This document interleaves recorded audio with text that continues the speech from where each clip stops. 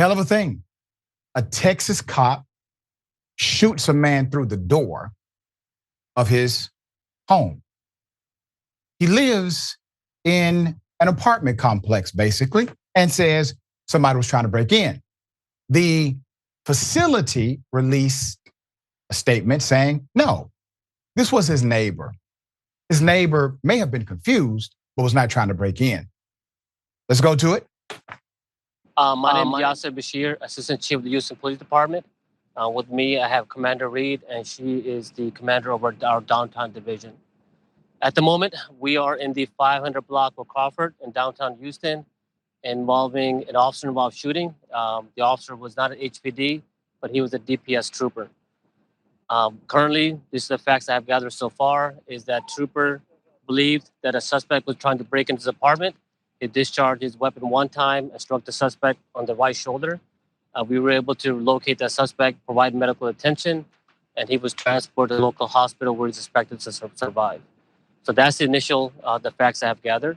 So here's what I'm going to provide you more details of what happened. Approximately after midnight, HPD, we received a shooting in progress call in the 500 block of Crawford, the building right behind us. When our officer arrived, they talked to the trooper, and they learned that someone was trying to break into his apartment. The trooper was off duty at that time, and he discharged his weapon one time toward the suspect.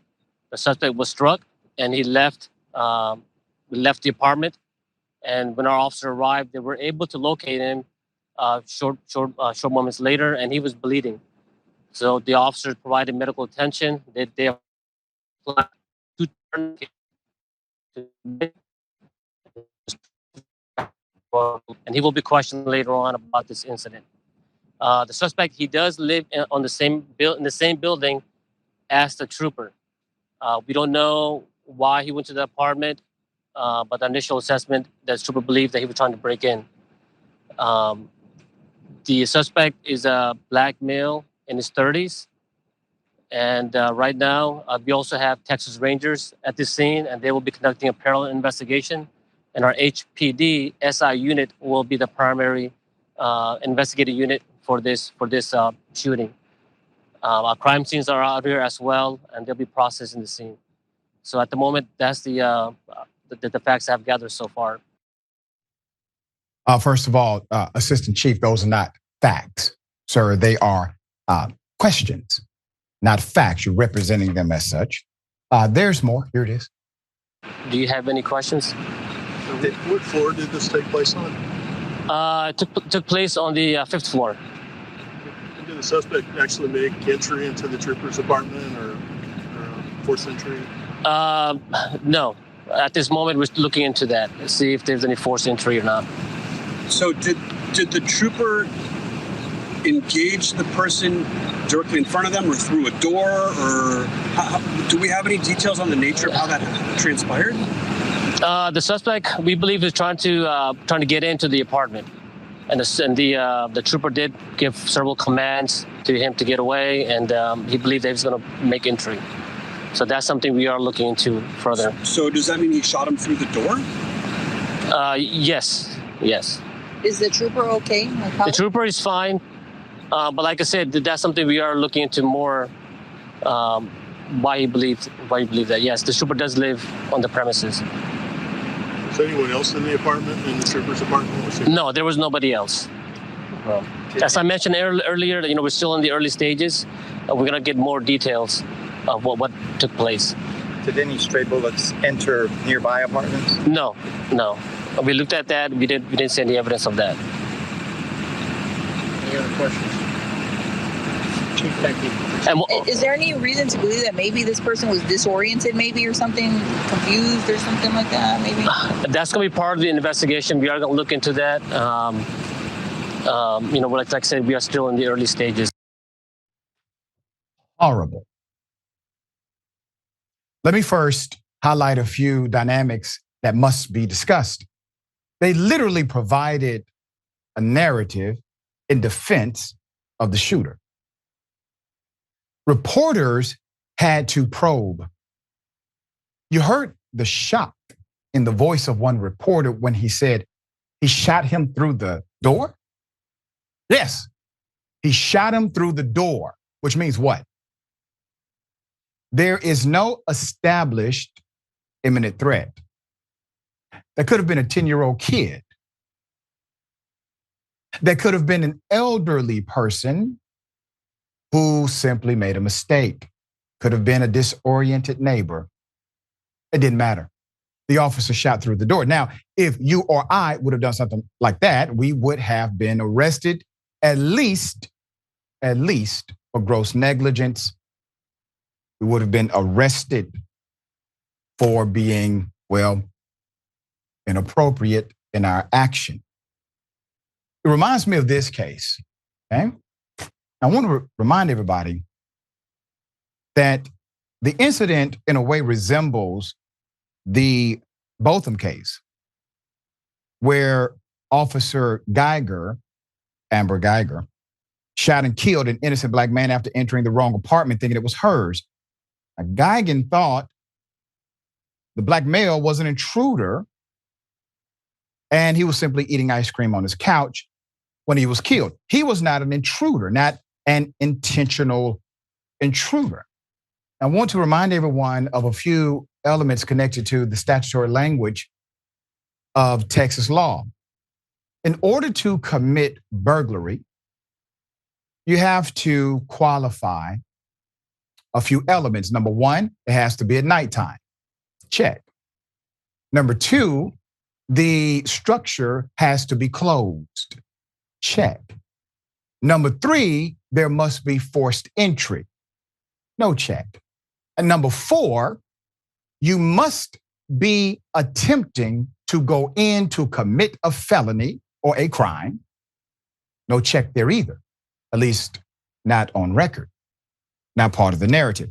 State officials and Houston police are now investigating an incident where an off-duty Texas state trooper shot his neighbor after allegedly mistaking him for a home intruder.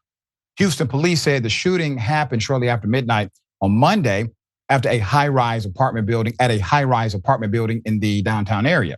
The trooper told police that he was inside his own apartment when he heard someone at his front door trying to break in. Now, breaking in is a legal term of art. Were they trying to open the door or break in? Those are two very different things as the law relates. If the person was trying to open the door, this is possibly a good faith mistake. If he was trying to break in, that means he was attempting to commit a serious felony.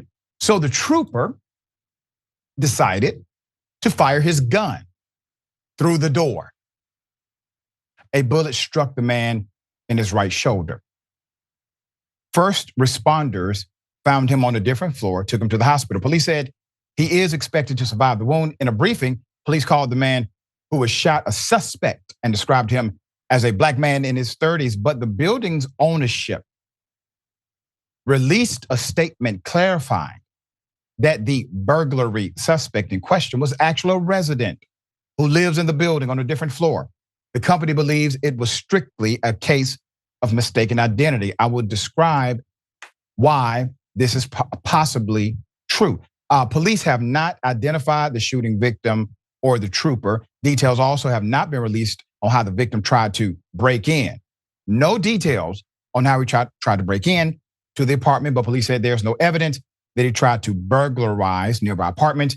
There's also no word on any or if any charges will be filed. We don't know why he was at that apartment, but the initial assessment is that trooper believed he was trying to break in. That's what the assistant police chief said, okay? So if he's trying to break in, right? Did he have a crowbar? Did he have a hammer? Did he have a brick? Did he try to kick the door? Was he just turning the doorknob and that's it? You all are considering that an attempted burglary? You know the rules here, officers. You know the elements required statutorily. They don't fit. There's more. The suspect, quote, the suspect, we believe, was trying to get into the apartment. And the trooper did give several commands. How do you know he gave several commands? Do we have the video? Oh, he told you he did. Okay, okay. He gave several commands according to them to get away, and we believe he still tried to make entry. Why do you believe that? Is that what the man who is shot and still alive said to you? Of course not. Why are you taking the narrative of the person who pulled the trigger rather than the narrative of the individual who got shot, who lives in the apartment, who the apartment complex obviously has some relationship with, to where they believed he would never do anything like this, so they released a statement contrary to yours? There's more. Local news outlet ABC 13 spoke with one of the residents who requested anonymity and said that the hallways on each floor look so similar that it's easy for residents to mix up which floor is their own at times. I think the apartment ownership knew this as well. That's why they released the statement so quickly. I tried to use my key on the unit that's one floor above the neighbor's head. In other words, the neighbor is saying, I've made the same mistake here. It's pretty easy to do here because every floor, every hallway looks pretty much the same, the resident said. It still doesn't make me feel great that potentially in the case of myself going to the wrong floor, using my key in the wrong apartment, I just don't want that happening to me. The Houston Police Department and the Texas Rangers are still investigating the incident. When the reporter posed the question about, could this be a situation where an individual may have been bewildered? Is that possible? We're looking into that. Looking into it. Why was that not part of your narrative, your commentary? Why are you not waiting until all of the evidence is in before making conclusive statements like, the officer gave commands. He told the man to leave. The man did not leave. And after the man tried to gain entry after that, he decided to shoot.